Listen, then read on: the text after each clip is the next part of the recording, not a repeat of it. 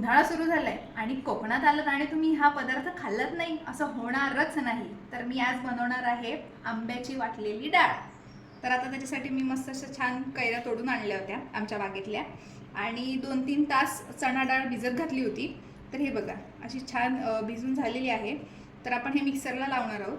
त्याच्यात अशा मी 2 तिखट मिरच्या त्या 2 घेतल्या आणि कैरी मस्तपैकी अशी सोलून घेणार. छान सोलून घेतली आहे कैरी आणि आपण ती बारीक अशी किसून घेणार. आंबे डाळला जास्त कैरी लागत नाही, थोडीच लागते. आपली किसून कैरी तयार आहे आणि एवढी सगळी लागत नाही, खूप आंबट असते म्हणून थोडीशीच घ्यायची. त्यात आता चवीनुसार मीठ, थोडीशी साखर, मस्तपैकी मिक्सरला त्याची भरड काढायची, पूर्ण बारीक करायचं नाही. तयार आहे. आता याला छान जिरं, मोहरी किंवा कढीपत्ता पण घालू शकतात.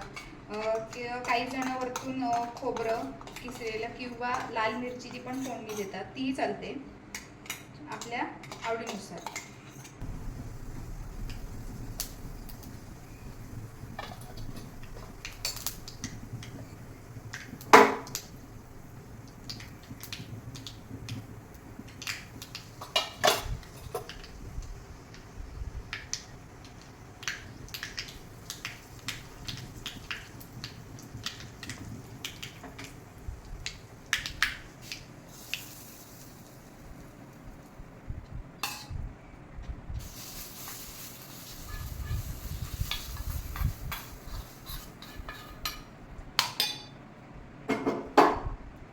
आपली वाटलेली डाळ तयार आहे.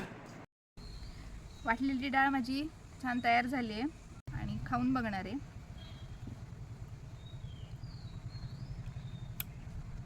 कैरीची चव मस्त लागते आणि छान हिंगाची फोडणीची छान आहे आणि त्याच्यासोबत मी केलेलं कैरीचं पन्नं पिणार आहे.